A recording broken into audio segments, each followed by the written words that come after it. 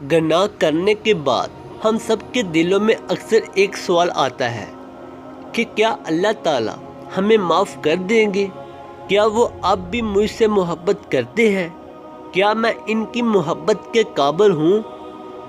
ان سوالات کا میرے خیال میں کم و بیش ہر شخص سامنا کرتا ہے، مگر کوئی تسلی بخش جواب نہیں مل پاتا۔ حالانکہ اس وقت ہمیں حوصلے کی ضرورت ہوتی ہے، امید کی ضرورت ہوتی ہے۔ ایسے میں ہمیں کیا کرنا چاہیے؟ دنیا میں ایسا کوئی سوال نہیں جس کا جواب اللہ تعالیٰ نے نہ رکھا ہو، اور ہر چیز کا منطقی جواب موجود ہوتا ہے۔ ہمارا اپنا وجود بھی اپنے آپ میں ایک دنیا ہے، اور اس کے اندر اٹھتے ہر سوال کا جواب میرے رب نے دیا ہے۔ رہی بات کہ یہ جواب کیسے اور کہاں سے ملے گا، تو ایسی صرف ایک ہی شے ہے جو کامل ہے، اور وہ ہے میرے پیارے اللہ تعالیٰ کی کتاب۔ اور مدد حاصل کرو صبر سے اور نماز سے، اور یقیناً یہ بہت باری شے ہے، مگر ان عاجزوں پر باری نہیں ہے۔ میں نے نماز کے بارے میں آج سے پہلے کبھی نہیں لکھا، کیونکہ مجھے لگتا تھا کہ یہ تو فرض ہے، ہر باشعور شخص اسے پڑھتا ہوگا۔ مگر پھر مجھے احساس ہوا کہ ہمیشہ ایسا نہیں ہوتا۔ اگر میں لوگوں کو اللہ تعالیٰ سے جوڑنے کی ایک چھوٹی سی کوشش کر رہا ہوں، تو اس راستے کی بنیاد کو کیوں نظر انداز کرتا ہوں؟ 2-3 دن سے یہ آیت بار بار میرے سامنے آ رہی تھی، تو سوچا کہ اس اشارے کو وہم نہیں سمجھنا چاہیے۔ لیکن اللہ تعالیٰ نے ہمیشہ مجھے ہر الجھن سے نکالا ہے۔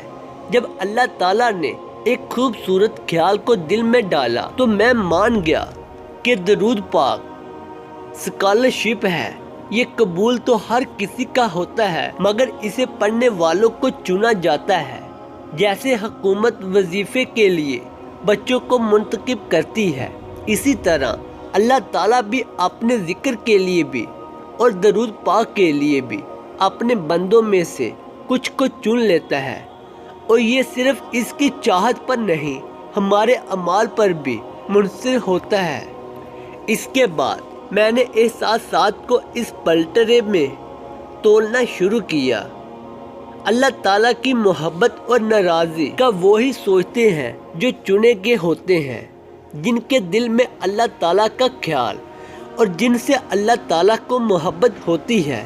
پھر وہ توبہ بھی کرتے ہیں اور ایمان کے درجوں میں آگے بھی بڑھنے لگتے ہیں۔ پہلا قدم نماز ہوتا ہے، اور آگے کو بڑھتے ہیں۔ ہر قدم کے ساتھ جیسے جیسے ہمارا اللہ تعالیٰ سے فاصلہ کم ہوتا ہے، ذمہ داریاں بڑھنے لگتی ہیں۔ پھر ہمارے دائرے کے حساب سے ہماری پکڑ ہوتی ہے، کیونکہ ہر کسی کا معاملہ اللہ تعالیٰ سے مختلف ہوتا ہے۔ اس لیے ہمیں اگر ضمیر ملامت کرے تو جھک جانا چاہیے، کیونکہ اللہ تعالیٰ جھک جانے والوں کو پسند کرتا ہے، اور عاجزی اختیار کرنے والے بوجھ میں نہیں دبے بلکہ پرسکون ہو جاتے ہیں۔ اللہ تعالیٰ نے میری الجھن کو اپنی عطا سے میرے ہی لفظوں کے ذریعے سلجھا دیا ہے۔ دعا ہے کہ اللہ تعالیٰ ہم سب کو اس پر عمل کرنے کی توفیق عطا فرمائے۔